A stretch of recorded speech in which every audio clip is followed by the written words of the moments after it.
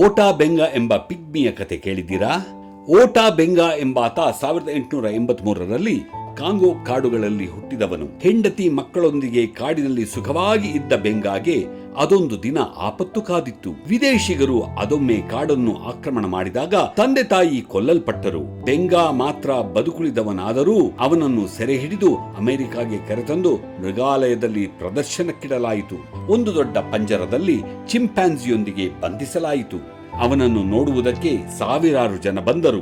ಇನ್ನೊಂದು ಕಡೆ ಇದು ಅಮಾನವೀಯ ಎಂಬ ಪ್ರತಿಭಟನೆಯೂ ನಡೆಯಿತು. ಕೊನೆಗೆ ಪ್ರತಿಭಟನೆ ಹೆಚ್ಚಾದಂತೆ ಅವನನ್ನು ಆಫ್ರಿಕಾಗೆ ವಾಪಸ್ಸು ಕಳಿಸುವಂತೆ ಹೇಳಲಾಯಿತು. ಆದರೆ ಅದು ಸಾಧ್ಯವಾಗದ ಕಾರಣ ಬೆಂಗಾ ಕ್ರಮೇಣ ಖಿನ್ನತೆಗೆ ಒಳಗಾಗಿ ಆತ್ಮಹತ್ಯೆಗೆ ಶರಣಾದ.